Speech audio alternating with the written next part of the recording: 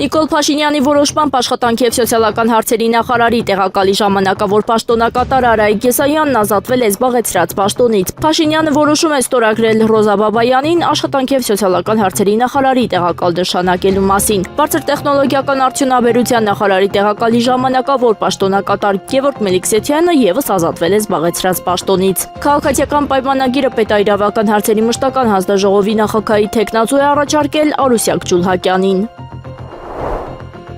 Աշխատանքի և սոցիալական հարցերի նախարարությունը հրապարակել է երեխայի ծննդով պայմանավորված նպաստների վերաբերյալ տեղեկատվություն։ Այսպիսով 2026 թվականի սեպտեմբերի 1-ին և դրանից հետո ծնված երեխայի դեպքում ծննդյան միանվագ նպաստի չափը կկազմի 500,000 դրամ անկախ երեխայի կարգաթվից։ Ընտանիքում երրորդ և հաջորդ երեխայի ծննդյան դեպքում 50,000 դրամ նպաստը տրամադրվում է ամսական պարբերականությամբ մինչև երեխայի 6 տարին լրանալը։ Երեխա ունեցող ընտանիքները կարող են օգտվել բնակարանային ապահովության պետական աջակցության ծրագրի երկրորդ բաղադրիչից և ստանալ միանվագ դրամական աջակցություն, որն ուղղվում է հիփոթեկային վարկի մայրգումարի մարմանը։ Տվյալ բաղադրիչից օգտվելու համար անհրաժեշտ է դիմել վարկ տրամադրած բանկ կամ վարկային կազմակերպություն մինչև երեխայի 1 տարին լրանալը։ Աջակցության չափը ընտանիքում առաջին կամ երկրորդ երեխայի ծննդյան դեպքում կազմում է մինչև 500,000 դրամ, երրորդ և հաջորդ երեխայի դեպքում մինչև 2 միլիոն դրամ։ Հալաբյան փողոցում նորածին երեխային հայտնաբերած բնակիչը պատմել է, որ սկզբում չի հասկացել, ինչ է դրված խոտերի մեջ, անմիջապես գնացել է երեխայի կողմը, ձայները լսել պարզվել է նորածին է ադյալի մեջ փաթաթած խոտերի մեջ դրված։ Անմիջապես վերցրի երեխային ու զանգահարեցի շտապօգնություն եկան, երեխային հանձնեցի բժիշկներին։ Երեխայի պորտը բաց էր, բժիշկներն անմիջապես արձագանքեցին, փակեցին պորտը և տարան հիվանդանոց։ Երեխայի վիճակը ընդհանուր առմամբ լավ էր, պարզապես սառած էր, լացում էր, նոր ծնված երեխա էր։ Այս պահին այլ տեղեկություն չունեմ, ոստիկանությունը երևի կպարզի ինչ է տեղի ունեցել, պատմել է քաղաքացին։ Հիվանդանոցի բժիշկն էլ պատմել է, որ նորածնին գտել են սառած վիճակում, երեխայի մարմնի ջերմաստիճանը 30 աստիճան էր, ինչը նորածնի համար կրիտիկական ցուցանիշ է։ Երեխայի մոտ ախտորոշվել է հիպոթերմիա։ Այժմ ջերմաստիճանը նորմալ է, երեխան հատուկ ապարատով է շնչում։ Պորտալարի թարմությունից դատելով երեխան ծնվել է օգոստոսի 10-ին, նշել է բժիշկը։ Օգոստոսի 11-ին արտաքին գործերի նախարար Արարատ Միրզոյանը հեռախոսազրույց է ունեցել Ուկրաինայի արտաքին գործերի նախարար Անդրեյ Սիբիհայի հետ։ Ուկրաինայի արտաքին գործերի նախարարը շնորհավորել է Արարատ Միրզոյանին արտաքին գործերի նախարարի պաշտոնում վերանշանակվելու առիթով։ Զրուցակիցները քննարկել են Հայաստանի և Ուկրաինայի միջև երկկողմ հարաբերությունների օրակարգի հարցեր։ Մտքեր են փոխանակվել տարածաշրջանային իրավիճակի և վերջին զարգացումների վերաբերյալ։ Նիկոլ Փաշինյանն ընդունել է Հայաստանում հավատարմագրված արաբական պետությունների դեսպաններին։ Հանդիպմանը քննարկվել են Հայաստանի և արաբական երկրների միջև քաղաքական, դիվանագիտական ու տնտեսական համագործակցության խորացման հնարավորությունները։ Անդրադարձ է կատարվել տարածաշրջանային խաղաղությանն ու կայունությանը, այդ թվում 2025 թվականի օգոստոսի 8-ին Վաշինգտոնում Հայաստանի և Ադրբեջանի միջև հաստատված խաղաղությանը։ Կողմերը քննարկել են նաև տարածաշրջանային հաղորդակցությունների ապաշրջափակման, այդ թվում TRIP նախագծի իրականացման աշխատանքները։ Փաշինյանը կարևորել է նաև արաբական երկրների ակտիվ մասնակցությունը հոկտեմբերին Հայաստանում անցկացվելիք կենսաբազմազանության մասին կոնվենցիայի կողմերի 17-րդ համաժողովին։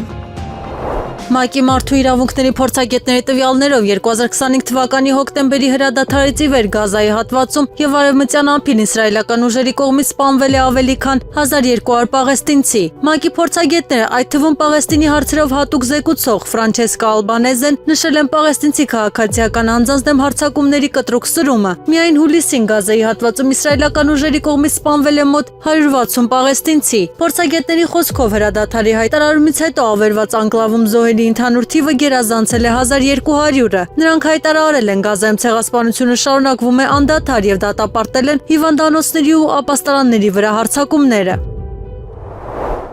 Իրանի պատասխան հարվածների հետևանքով Մերձավոր Արևելքում ԱՄՆ ռազմական օբյեկտներին և սարքավորումներին հասցված վնասը գերազանցել է 13 միլիարդ դոլարը։ Այս մասին հաղորդում է Wall Street Journal-ը սեփական հաշվարկների հիման վրա։ Փետրվարի 28-ից ի վեր Իրանը Մերձավոր Արևելքում ԱՄՆ-ի հետ կապված թիրախներին ավելի քան 2000 հրթիռային և անօդաչու հարված է հասցրել։ Վնաս է հասցվել ԱՄՆ-ի հետ կապված առնվազն 20 ռազմական օբյեկտների 8 երկրներում։ Իրանական ուժերը վնասել կամ ոչնչացրել են նաև մոտ 42 ամերիկյան ինքնաթիռ, հիմնականում խոշոր անօդաչու թռչող սարքեր և ԱՄՆ ռազմաօդային ուժերի կործանիչներ։ Թուրքիայի խորհրդարանը ձայների մեծամասնությամբ ընդունել է Քրդստանի բանվորական կուսակցության զինաթափման գործընթացին վերաբերող օրինագիծը։ Օրինագիծը խորհրդարանում քննարկվել է շուրջ 12 ժամ, որից հետո այն ընդունվել է հոդված առ հոդված քվեարկությամբ։ Փաստաթուղթը ներկայացրել է Թուրքիայի նախագահ Ռեջեփ Թայիպ Էրդողանի գլխավորած Արդարություն եւ զարգացում կուսակցությունը։ 12 հոդվածից բաղկացած օրինագիծի իրավական հիմք է ստեղծում կուսակցության լուծարման գործընթացի համար։ ԱՄՆ նախագահ Դոնալդ Թրամփը հայտարարել է Հորմուզի նեղուցն ամբողջությամբ մաքրվել է ականներից։ Նրա խոսքով նեղուցը բաց է բոլոր նավերի համար, բացառությամբ իրանական նավահանգիստներ ուղևորվող նավերի։ Թրամփը նշել է ականների հայտնաբերման եւ մաքրման աշխատանքները շարունակվել են նեղուցում։ Նրա պնդմամբ ԱՄՆ ներկայում ունի նեղուցի 100% վերահսկողություն։ Թրամփը նաև հայտարարել է նեղուցում նավարկության իրավիճակը բարդ է, քանի որ իր խոսքով այնտեղ շարունակաբար ականներ են նետվում։ Դամասկոսի քրեական դատարանը Սիրիայի նախկին նախագահ Բաշար Ալ-Ասադին հերակակարգով մահապատժի է դատապարտել։ Դատարանը նրան մեղավոր է ճանաչել մարդկության դեմ հանցագործությունների, սպանության եւ խոշտանգումների համար։ Ասադը դատարանում չի եղել, քանի որ 2024 թվականի դեկտեմբերին լքել էր Սիրիան եւ ապաստան ստացել Մոսկվայում։ Նա հեռացել էր երկրից ընդդիմադիր ուժերի արագ առաջխաղացման եւ Դամասկոսի անկման ֆոնին։ Դատավճիռը կայացվել է Սիրիայի նախկին իշխանությունների դեմ իրականացվող դատական գործընթացի շրջանակում։ Պարսից ծոցի երկրները հասկանում են Իրանը մշտապես կվերահսկի Հորմուզի նեղուցում նավագնացությունը։ Այս մասին հաղորդում է Wall Street Journal-ը, ներկայացնելով տարածաշրջանում ստեղծված նոր իրավիճակը։ Ծոցի երկրների ներկայացուցիչները դժգոհ են Հորմուզով նավերի անցման մեխանիզմից, որի շուրջ աշխատում են Իրանը եւ Օմանը։ Սակայն նրանք հասկանում են, որ նման գործընթացը նախընտրելի է, քան ԱՄՆ-ի եւ Իրանի միջև ռազմական գործողությունների շարունակությունը։ Տարածաշրջանի երկրները մտահոգված են նաեւ այն հանգամանքով, որ ռազմական գործողությունների շարունակությունը կարող է վտանգել իրենց էներգետիկ ենթակառուցվածքները։ Իրանի խորհրդարանը քննարկում է Հորմուզի նեղուցի կառավարման վերաբերյալ նոր օրինագիծ։ Իրանի խորհրդարանի ազգային անվտանգության եւ արտաքին քաղաքականության հանձնաժողովի անդամ Աբոլֆազլ Զոհրավանդի խոսքով օրենքը հստակ կտարբերակի բարեկամ եւ թշնամական երկրներին։ Նրա հայտարարությամբ Թեհրանը կարող է Հորմուզի նկատմամբ ունեցած հնարավորությունները օգտագործել ոչ բարեկամական պետությունների դեմ։ Վերջինս նշել է, դա կարող է կիրառվել նաեւ Իրանի նկատմամբ միակողմանի եւ անարդար պատժամիջոցների դեպքում։ Լիոնել Մեսսիի հասցեին աշխարհի առաջնության 2026-ի ընթացքում 2 կոնկրետ սպանության սպառնալիք է ստացվել։ Ըստ հրապարակված տվյալների 2 դեպքում էլ ենթադրվել է պայթուցիկների օգտագործում, իսկ 1 դեպքում նաև AR-15 հրացան։ Առաջին սպառնալիքը ստացվել է Արգենտինա-Հորդանան խաղից առաջ, երբ ենթադրյալ հանցագործը զանգահարել է Դալասի օդանավակայան։ Նա հայտարարել է 2 հանցակցի հետ պատրաստվում է հարձակվել մարզադաշտի վրա եւ սպանել Մեսսիին։ 10 օր անց Եգիպտոսի դեմ խաղից առաջ սոցիալական ցանցերում հայտնվել է նոր սպառնալիք Մեսսիին պայթեցնելու մասին։ Ոստիկանության փաստաթղթերում նաև նշվել է մարզադաշտի աղբամաններում երկրում տեղադրելու մասին հաղորդագրություն, սակայն ծառայողական շները պայթուցիկներ չեն հայտնաբերել։ Թրամփը ՆԱՏՕ-ի գագաթնաժողովի ժամանակ գաղտնի հեռացել է Թուրքիայից Իրանի կողմից իր սպանության սպառնալիքի ֆոնին։ Այս մասին հայտնում է Washington Post-ը, հղում անելով իր աղբյուրներին։ Հրապարակման համաձայն Սպիտակ տունը հայտարարել էր, թե Թրամփը հեռացել է Air Force One-ով, սակայն իրականում նրա համար օգտագործվել է մեկ այլ ռազմական ինքնաթիռ։ Ավելի հին Air Force One-ը, որով լրագրողները կարծում են, թե նախագահն է մեկնում, օգտագործվել է որպես խայծ, նրա իրական տեղաշարժը թաքցնելու համար։ Թրամփին տեղափոխող C-32A ինքնաթիռը մեկնել է Մեծ Բրիտանիա, իսկ Air Force One-ը եւ լրագրողները հասել են մի քանի րոպե անց։ Քասախ համայնքի նախկին ղեկավարը 8-րդ գումարման ազգային ժողովի պատիվ ունեմ խմբակցության պատգամավոր Աննա Մկրտչյանի հայրը Արա Մկրտչյանը, որը կասկածվում է 28 հողամաս օտարելու համար 1 ամսով կալանավորվել է։ Այս մասին հայտնել են քննչական կոմիտեից։ Վեհափառ Հայրապետի եւ Հայ առաքելական Սուրբ եկեղեցու 6 սրբազանների քրեական գործը մակագրվել է Արմավիրի մարզի առաջինատյանի ընդհանուր իրավասության քրեական դատարանի դատավոր Սերժ Ռուշանյանին։ Հիշեցնենք, որ ամենայն հայոց կաթողիկոսի եւ սրբազաններին վերագրվող քրեական գործը հուլիսի 27-ին մուտք է եղել դատարան եւ մակագրվել է Արմավիրի մարզի առաջինատյանի ընդհանուր իրավասության քրեական դատարանի դատավոր Հակոբ Մանուկյանին։ Սակայն օգոստոսի 7-ին կայացած դատական նիստի ժամանակ դատավորը ինքնաբացարկ էր հայտնել եւ հրաժարվել գործից։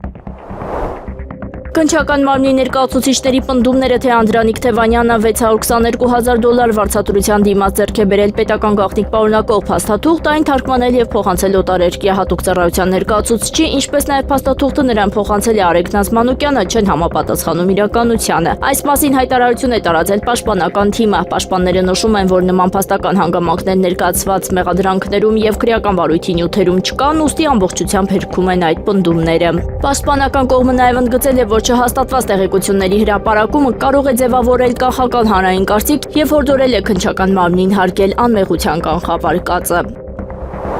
Օգոստոսի 10-ին առեղծված այնուարտարոց դեպք է տեղի ունեցել Երևանում ժամը 20:40-ի սահմաններում ոստիկանությունում տեղեկություններ են ստացվել, որ Հալաբյան 13 շենքի խաղահրապարակում երկաթե թիթեղների տակ նորածին երեխա կա։ Շտապ օգնության բժիշկների թիվ 25 խումբը տեղում նորածին աղջկան անհրաժեշտ բուժօգնություն է ցուցաբերել, կապել են պորտալարը եւ տեղափոխել Երևանի վերարտադրողական առողջության, պերինատոլոգիայի, մանկաբարձության եւ գինեկոլոգիայի հանրապետական ինստիտուտ ժողովրդին ավելի հայտնի Ռազմիկ Աբրահամյանի ծննդատուն, որտեղ էլ բժիշկների պրոֆեսիոնալ աշխատանքի արդյունքում հնարավոր է եղել փրկել նորածնի կյանքը, սակայն երեխան դեռ որոշ ժամանակ պետք է մնա բժիշկների հսկողության տակ։ Դեպքի փաստով քննչական բաժնում նախաձեռնվել է քրեական վարույթ, համայնքային ոստիկաններն ու քննիչները պարզում են երեխայի մորինքնությունը։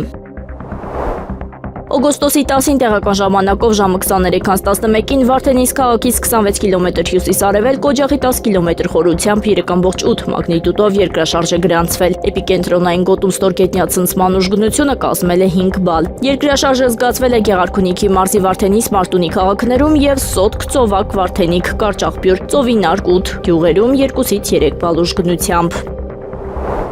Ստամբուլի Բեյօղլու թաղամասում ոստիկանությունը բնակելի շենքում հայտնաբերել է 64-ամյա Ակոբ Դեղիրմենջիօղլուի դին։ Սպանության կասկածանքով ձերբակալված 45-ամյա Մեհետ Շ.Թ.-ն ոստիկանությունում խոստովանել է, որ տղամարդուն դանակահարել է վարձավճարի շուրջ տարաձայնության պատճառով, գրում է Էրմենի Հաբերեյեմը։ Թուրքական լրատվամիջոցների հաղորդմամբ Մեհմետ Շ.Թ.-ն ոստիկանությունները ահազանգել հայտնելով, որ շենքից վատ հոտ է գալիս, դեպքի վայր ժամանած ոստիկանները բնակարանում հայտնաբերել են Պոլսահայ Ակոբ Դեղիրմենջիօղլուի անշնչացած մարմինը։ Դեպքի վայրի զննությամբ տղամարդու պարանոցի հետևի եւ կողային հատվածներում հայտնաբերվել են դանակահարության հետքեր, նրա մարմինը տեղափոխվել է դատաբժշկական փորձաքննության մահվան ստույգ պատճառը պարզելու նպատակով։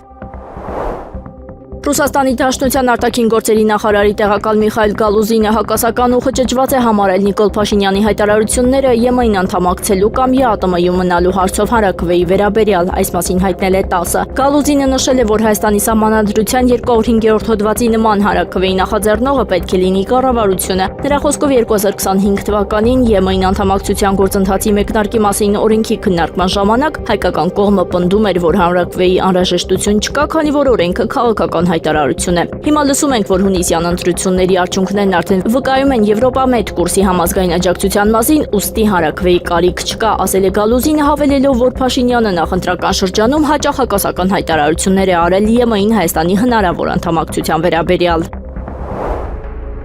Իրանի ԱԳՆ խոսնակ Էսմայել Բաղային հայտարարել է, ԱՄՆ տնտեսական պատժամիջոցների է դիմում, երբ չի կարողանում դիվանագիտություն վարել։ Նրա խոսքով պատժամիջոցների կիրառումը Վաշինգտոնի համար դարձել է սովորություն եւ կախվածություն։ Բաղային նշել է, երբ պատժամիջոցները չեն գործում, ԱՄՆ-ն պարզապես մեծացնում է դրանց դեղաչափը։ Նա ամերիկացի քաղաքական գործիչներին զգուշացրել է, որ այս մոտեցումը կարող է սահմանափակել ճգնաժամից դուրս գալու հնարավորությունները։ Իրանի ԱԳՆ ներկայացուցիչը պատժամիջոցների քաղաքականությունը բնութագրել է ոչ թե որպես քաղաքականություն, այլ որպես կախվածություն։ Ուկրաինայի Օդեսայի մարզում մարտական առաջադրանք կատարելիս MiG-29 կործանիչ է կործանվել։ Ուկրաինայի ռազմաօդային ուժերը հաստատել են ինքնաթիռի կորուստը։ Նախնական տվյալներով ավիացիոն հրթիռի արձակման ժամանակ ինքնաթիռը հրդեհվել է։ Օդաչուն կորցրել է կառավարումը, սակայն կարողացել է ինքնանետվել։ Նրան տեղափոխել են բժշկական հաստատություն։ Ուկրաինայի ռազմաօդային ուժերը հայտնել են, որ միջադեպի պատճառները դեռ պարզվում են։ Թուրքիայի Շանլուուրֆա քաղաքում քիմիական ռեակցիայի հետևանքով պայթյուն է տեղի ունեցել։ Միջադեպը տեղի ունեցել Հալիլիե շրջանում գտնվող խանութի պահեստային տարածքում վերանորոգման աշխատանքների ժամանակ։ Խողովակների մաքրման միջոցը լցվել է ջրահեռացման համակարգ, ինչից հետո տեղի ունեցել քիմիական ռեակցիա եւ պայթյուն։ 5 մարդ տուժել է եւ տեղափոխվել հիվանդանոցներ։ Մասնագետները տարածքում հայտնաբերել են թունավոր գազի բարձր խտություն, տարածքը օդափոխվել է։ Կոլումբիայի արևմուտքում 7.4 մագնիտուդով երկրաշարժի հետևանքով առնվազն 132 մարդ է զոհվել։ Եվս 570 մարդ վիրավորվել է, իսկ առնվազն 188 մարդ համարվում է անհետ կորած։ Իշխանությունները երկրում արտակարգ դրություն են հայտարարել եւ աղետի գոտի զինվորականներ ուղարկել։ Երկրում փլուզվել է 86 շենք, 7 օդանավականների աշխատանքը դադարեցվել է։ Ռուսաստանն ու Ուկրաինան գիշերը փոխադարձ հարվածներ են հասցրել։ Ռուսական հարվածներ են գրանցվել Զապորոժիայում, Նիկոլաևում եւ Պավլոգրադում։ Զապորոժիայում հարձակման հետևանքով 5 մարդ զոհվել է, եւս 20-ը վիրավորվել։ Ռուսաստանի Վորոնեժի մարզում ԱԹՍ-ների ընկնելու հետևանքով հրդեհներ են բռնկվել Վալբերեզի 2 պահեսներում։ Մարկանց տանհանել են լոգիստիկ օբյեկտներից։ Վորոնեժում 1 մարդ զոհվել է, եւս 2-ը վիրավորվել։ Մարկ Ցուկերբերգի $300 միլիոն արժողությամբ սուպերսպոսա նավը հայտնվել է քննադատության կենտրոնում։ Ալյասկայի ջրերում աղետի մեջ հայտնված նավակին օգնության չհասնելու պատճառով 21 ֆունտանոց նավի վառելիքը վերջացել էր Պիտերսբուրգից Ջունո ուղևորության ընթացքում։ Ըստ ուղևորներից մեկի Ցուկերբերգի զբոսանավը ավելի մոտ է գտնվել, սակայն հրաժարվել է օգնություն ցուցաբերել։ Փրկարարական գործողության ի վերջո մասնակցել է Wilderness Legacy զբոսաշրջային նավը։ Խափանված նավակը անվտանգ քարշակվել է դեպի պաշտպանված Ֆարագուտ ծովախորշ։ Ցուկերբերգի ներկայացուցիչը պնդել է, որ նաև նրա ընտանիքը նավի վրա չեն եղել, իսկ անձնակազմը աշխատել է այլ ռադիոալիքով։ ԻՀՊԿ-ն հայտարարել է, որ իրանական հրթիռների մի մասը այժմ ունակ է թռիչքի ընթացքում փոխելու ուղղությունը։ ԻՀՊԿ ներկայացուցիչ Հոսեյն Մոհաբիի խոսքով հրթիռները համալրված են ուղղորդական համակարգերով։ Նա պնդել է, որ որոշ հրթիռներ կարող են թռիչքի ընթացքում ճշգրտել իրենց հետագիծը եւ շրջանցել հակառակորդի հոբ համակարգերը։ Վերջինիս խոսքով Իրանի այդ հնարավորությունները կիրառվել են ԱՄՆ-ի հետ վերջին պատերազմի ընթացքում։ Նա նշել է, որ հարվածների թիրախում եղել են հակառակորդի էներգետիկ ցանցի տարրեր։ ԻՀՊԿ ներկայացուցիչը հայտարարել է, Իրանի նպատակը եղել է ոչ միայն ֆիզիկական ոչնչացումը, այլև հակառակորդի որոշումների ընդունման եւ պաշտպանության ցանցերի վրա ազդեցությունը։ Նիկոլ Փաշինյանի որոշմամբ Հայաստանի Հանրապետության արդարադատության նախարար Սրփո Իգալյանը նշանակվել է Հայաստանի Հանրապետության ազգային ժողովում կառավարության ներկայացուցիչ։ Որոշման համաձայն Գալյանը ազգային ժողովում կառավարության ներկայացուցիչ կլինի կառավարության կառուցվածքի եւ գործունեության մասին օրենքում փոփոխություն կատարելու մասին օրենքի նախագիծը քննարկելիս։ Որոշումն ընդունվել է հիմք ընդունելով ազգային ժողովի կանոնակարգ սահմանադրական օրենքի 66-րդ հոդվածի 2-րդ մասը։ Ազգային ժողովում ուժեղ Հայաստան խմբակցության падգամավոր Նարեկ Կարապետյանը պատասխանել է հարցին, արդյոք իրենց թիմը կողմ է Հայաստանի Հանրապետության Եվրամիության ինտեգրելուն, թե ոչ։ Նա նշել է, որ Եվրամիությունից Հայաստանի Հանրապետությունը երկու բան պետք է ստանա։ Մենք տեսնում ենք, որ Եվրոպայից երկու կարևոր բան պետք է մենք ստանանք։ Առաջինը տնտեսական առևտրաշրջանառություն, առևտրաշրջանառության աճ,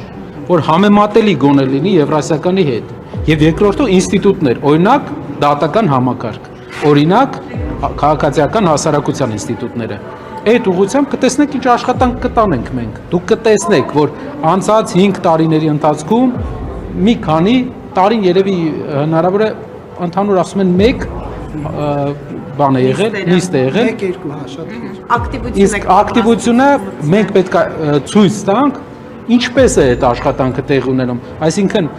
մենք պետք է ինստիտուտների հետ կապված Եվրոպայի կարողանանք տեղայնացնենք այստեղ եւ առևտրաշրջանառության վրա աշխատենք։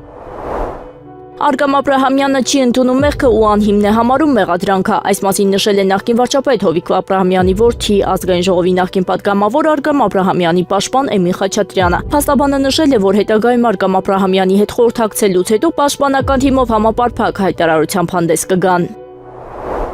Օգոստոսի 10-ին Պաշտպանության նախարար Սուրեն Պապիկյանն անցկացրել է խորհրդակցություն զինված ուժերում սպայական, ենթասպայական եւ սերժանտական կազմերի համալրման ուղղությամբ տարվող աշխատանքների վերաբերյալ։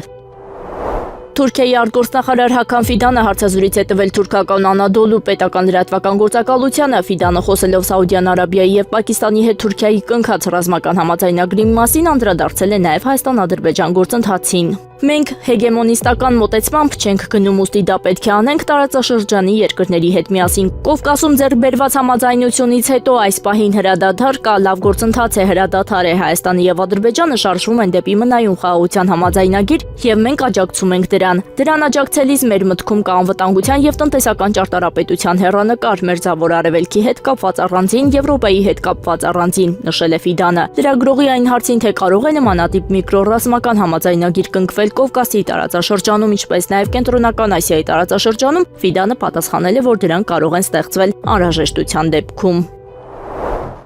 Պայթուցիկով անօթաչու թռչող սարքը Լայպցիգ Հալեոթանավականում բախվել է ռազմական բեռ տեղափոխող ուկրաինական ինքնաթիռի թևին, սակայն չի պայթել։ ԱԹՍ-ն հարվածել է ինքնաթիռի թևին, հետը շպրտվել եւ ընկել գետնին։ Պարզվել է նաեւ, որ պայթուցիկ սարքը գտնվել է ոչ թե անմիջապես անօթաչուի վրա, ինչպես ավելի վաղ հաղորդվում էր, այլ դրանից որոշակի հեռավորության վրա։ Քննիչների եւ փորձագետների տվյալներով գործողությանը մասնակցել է 2 ԱԹՍ։ Երկրորդ անօթաչուն տեսողական կապ է պահպանել պայթուցիկ տեղափոխող սարքի հետ եւ պատկերը փոխանցել թռիչքը կառավարող անձանց։ Կորեայի Հանրապետության եւ ԱՄՆ-ի զինված ուժերը օգոստոսի 17-ից 27-ը կանցկացնեն ամենամյա լայնածավալ զորավարժություններ։ Կորեայի շտաբների պետերի կոմիտեի ներկայացուցիչ Չան Դո-յոնի խոսքով զորավարժությունները պաշտպանական բնույթ ունեն։ Դրանց ընթացքում կկիրառվեն իրատեսական իրավիճակներ եւ մարտական պատրաստության մեթոդների վերլուծության վերջին արդյունքները։ ԱՄՆ-ն ու Կորեան մտադիր են ներգրավել նաեւ ՄԱԿ-ի հրամանատարության անդամ երկրներին։ Կորեան զորավարժություններին կներգրավի շուրջ 18000 մարդ, իսկ դաշտային զորավարժությունները ստույգ թիվը դեռ չի հրապարակվել։ Ուկրաինայում ռուսական հարվածների հետևանքով փաստացի չի մնացել ոչ մի ամբողջական ջերմային էլեկտրակայան։ Այս մասին հայտարարել է նախագահ Վոլոդիմիր Զելենսկին։ Նրա խոսքով ստեղծված իրավիճակը լուրջ խնդիրներ է առաջացնում ձմռան նախաշեմին։ Զելենսկին ընդգծել է, Ուկրաինան ձգտում է պատերազմի ավարտին, արժանապատիվ խաղաղության եւ երաշխավորված անվտանգության։ Նրա խոսքով ռուսական հրթիռների հարվածները նպատակաուղղված են ուկրաինացիների կյանքը անտանելի դարձնելուն։ Մոլդովայի արտաքին գործերի նախարարությունը հայտարարել է վճռականորեն դատապարտում է Կրոչմազի շրջանում տեղի ունեցած միջադեպը, որտեղ անօթաչու սարք է ընկել եւ պայթել։ Մոլդովայի ԱԳՆ-ն միջադեպը որակել է որպես երկրի ինքնիշխանության եւ տարածքային ամբողջականության նկատմամբ լուրջ խախտում։ Գերատեսչությունը հայտարարել է միջադեպը սպառնում է Մոլդովայի քաղաքացիների անվտանգությանը։ Մոլդովան նաեւ դատապարտել է Ռուսաստանի պատերազմը Ուկրաինայի դեմ եւ դրա հետևանքները տարածաշրջանի անվտանգության համար։ Այս համատեքստում Մոլդովայի արտաքին գործերի նախարարությունը Մոսկվայից հետ է կանչել իր դեսպանին։ Դեսպանը հետ է կանչվել խորհրդակցությունների համար։ Եվրամիությունը կրկին ավելացրել է Ռուսաստանից հեղուկացված բնական գազի ներմուծումը, չնայած ռուսական էներգակիրներից կախվածությունը նվազեցնելու քաղաքականությանը։ Հունիսին ԵՄ երկրները Ռուսաստանից գնել են 14%-ով ավելի շատ հեղուկացված բնական գազ, քան 1 տարի առաջ։ Գազམ-ակերպության գնահատմամբ Եվրոպայի էներգառեսուրսների մատակարարումներից Ռուսաստանի եկամուտները հասել են օրական 60 միլիոն եվրոյի։ Ռուսական հեղուկացված բնական գազի հիմնական գնորդը եղել է Ֆրանսիան։ Իրանը եւ Օմանը համաձայնության են եկել Հորմուզի նեղուցի անվտանգության ապահովման նոր մեխանիզմներ ստեղծելու շուրջ։ Համաձայնությունը ձեռք է բերվել նեղուցի կառավարման վերաբերյալ բանակցությունների ընթացքում։ Իրանի ԱԳՆ խոսնակ Էսմայել Բաղայու խոսքով մեխանիզմները կվերաբերեն անվտանգ նավարկության վերահսկողությանը։ Նախատեսվում է նաեւ համագործակցություն շրջակա միջավայրի պաշտպանության եւ ծովային հանցագործությունների դեմ պայքարի ոլորտներում։ Վերջինս նշել է, բոլոր մատուցվող ծառայությունների համար կգանձվի համապատասխան վճար։ Իրանի ԱԳՆ-ում Օմանի հետ բանակցությունների ընթացքը դրական են գնահատել, այն անվանելով արդյունավետ եւ կառուցողական։ Թուրքիան, Պակիստանը եւ Սաուդյան Արաբիան նախատեսում են համատեղ համագործակցություն պաշտպանական տեխնոլոգիաների ոլորտում։ Երեք երկրները նաեւ կփոխանակվեն ռազմական փորձագիտությամբ եւ կանցկացնեն համատեղ զորավարժություններ։ Այս քայլերը նախատեսված են Մեքքայի համաձայնագրով, որը պետք է ուժի մեջ մտնի Թուրքիայի խորհրդանի կողմից վավերացումից հետո։ Ռազմական համագործակցության առաջին քայլը լինելու է զինվորական անձնակազմի փոխանակումը։ Երեք երկրները նախատեսում են նաեւ ակտիվորեն համագործակցել պաշտպանական արդյունաբերության ոլորտում, օգտագործելով իրենց արտադրական, տեխնոլոգիական եւ հետազոտական հնարավորությունները։ Ուժեղ Հայաստան կուսակցության պատգամավոր Արամ Վարդևանյանը 53 կողմ 0 դեմ ձայներով ընտրվել է ազգային ժողովի 9-րդ գումարման փոխնախագահ։ Քվեարկության 105 պատգամավորից մասնակցել է 53-ը։ Ազգային ժողովի նախագահ Ռուբեն Ռուբինյանը հայտարարել է, որ քաղաքացիական պայմանագիրը մինիմալ թվով ձայներ է ապահովել, որպեսզի Վարդևանյանի քվեարկությունը չտապալվի։ Արամ Վարդևանյանը ազգային ժողովի փոխնախագահ ընտրվելուց հետո իր ելույթում շնորհակալություն է հայտնել գործընկերներին եւ հայրենակիցներին։ Աստված պահապան մեր հրաշք Հայաստանի Հանրապետությանը եւ մենք ուժեղ Հայաստան վստահաբար ունենալու ենք, ասել է Վարդևանյանը։ Ազգային ժողովի 9-րդ գումարման հանձնաժողովների նախագահությունները խմբակցությունների միջև կբաշխվեն հետևյալ կերպ։ Քաղաքացիական պայմանագիր խմբակցությանը բաժին է հասել պետաիրավական հարցերի հանձնաժողովը, պաշտպանության եւ անվտանգության հարցերի հանձնաժողովը, կրթության հանձնաժողովը, առողջապահության հարցերով հանձնաժողովը, արտաքին հարաբերությունների հարցերի հանձնաժողովը եւ աշխատանքի եւ բարեկեցության հարցերի հանձնաժողովը։ Ուժեղ Հայաստան խմբակցությանը ֆինանսավարկային եւ բյուջետային հարցերի հանձնաժողովը, տարածքային կառավարման եւ շրջակա միջավայրի հարցերի հանձնաժողովը, եվրոպական ինտեգրման հարցերի հանձնաժողովը, Հայաստան դաշինքին մարդու իրավունքների հարցերի հանձնաժողովը։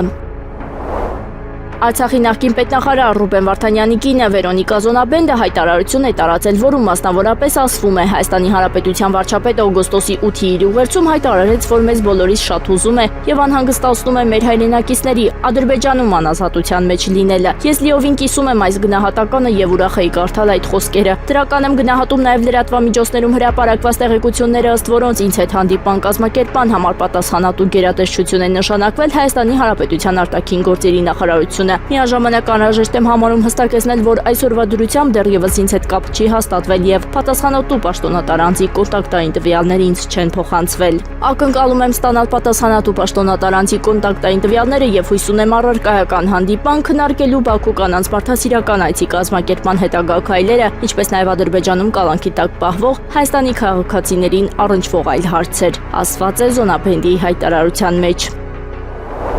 2026 թվականի առաջին կիսամյակում պարեկները Երևանում տրանսպորտային միջոցի երկրորդ շարքում կայանելու համար կազմել են 17024 արձանագրություն, ինչը նախորդ տարվա նույն ժամանակահատվածի համեմատ ավելի է 10755-ով կամ 172%-ով։ Փորձագետների գնահատականների համաձայն 2026 թվականի հունվար-մայիս ամիսներին Ռուսաստանը արտասահմանյան շուկաներ է մատակարարել ավելի քան 113,000 կենդանի խոսք, գրեթե 20 միլիոն ԱՄՆ ընդհանուր արժեքով։ Անցյալ տարվա նույն ժամանակահատվածում արտահանումը կազմել էր շուրջ 86,000 կենդանի, ավելի քան 14 միլիոն $, ընդհանուր արժեքով, հաղորդում է Ագրոէքսպորտը։ Այսպիսով մատակարարումների ծավալը քանակով աճել է 32%-ով, իսկ դրամական արտահայտությամբ 39%-ով։ 2026 թվականին մատակարարումները հիմնականում իրականացվում են Վրաստան, այդ երկիր արտահանումը գերազանցել է 15 միլիոն $, երկրորդ տեղում է Հայաստանը ավելի քան 4 միլիոն $, երրորդում Ղազախստանը մոտ 400,000 $։ Ուկրաինայի զինված ուժերը սկսել են նախապատրաստել Չեռնոբիլի ԱԵԿ-ի շուրջ գտնվող օտարման գոտին, Ռուսաստանի զինված ուժերի հնարավոր հարձակմանը։ Ըստ տվյալների, տարածքում ուկրաինական բանակը պատրաստում է տարբեր հնարավոր սցենարների։ Օտարման գոտում մի քանի կիլոմետրը մեկ անցակետեր են տեղադրված, իսկ վերջին ամիսներին այնտեղ փորվում են խրամատներ եւ պաշտպանական կառույցների համար նախատեսված փոսեր։ Ուկրաինական ստորաբաժանումները նաեւ հատում են մոտակա անտառների ծառերը պաշտպանական կառույցներ կառուցելու համար։ Ռազմական ինժեներները ճանապարհների վերևում հատուկ ցանցեր են տեղադրում։ Ռուսական անօթաչու թռչող սարքերից պաշտպանվելու նպատակով ուկրաինական ուժերը պայթացրել են նաև Չեռնոբիլի ԱԵԿ-ի անձնակազմի տեղափոխման համար օգտագործվող երկաթուղային կամուրջը։ Ռուսաստանը չի ցանկանում Ուկրաինայի շուրջ հակամարտության սառեցման տարբերակը եւ պնդում է, որ անհրաժեշտ է վերացնել դրա արմատական պատճառները։ Այս մասին հայտարարել է ՌԴԱԳ նախարարի տեղակալ Միխայել Գալուզինը։ Նրա խոսքով առանց ճգնաժամի արմատական պատճառների վերացման որևէ սառեցում անհնար է։ Գալուզինը նաեւ մեղադրել է Ուկրաինային քաղաքացիական էներգետիկ ենթակառուցվածքների եւ Կասպիական խողովակաշարային կոնսորցիումի գործունեությունը ապահովող օբյեկտների դեմ ԱԹՍ-ների հարձակումներ իրականացնելու մեջ։ Նա հայտարարել է, ակնկալում է միջազգային հանրության, այդ թվում ԱՄՆ-ի եւ Եվրոպայի երկրների համարժեք արձագանքը։ Վերջինիս խոսքով Մոսկվան ձգտում է Ուկրաինայի շուրջ հակամարտությունը կարգավորել դրա արմատական պատճառների վերացման հիման վրա։ Իրանի ԱԳ ներկայացուցիչ Էսմայել Բաղային հայտարարել է Սաուդյան Արաբիայի, Թուրքիայի եւ Պակիստանի միջև կնքված Մեքքայի համաձայնագիրը ցույց է տալիս։ Տարածաշրջանի երկրները հիասթափվել են ԱՄՆ-ից։ Նրա խոսքով այդ երկրները անվտանգության հարցերում որոշել են ավելի շատ հենվել սեփական հնարավորությունների վրա։ Վերջինս ընդգծել է Մեքքայի համաձայնագիրը իր կարծիքով ուղղված չէ Իրանի դեմ։ Նա նշել է, որ Իրանը Թուրքիայի, Պակիստանի եւ Սաուդյան Արաբիայի հետ ունի խորկրոնական, պատմական եւ մշակութային կապեր։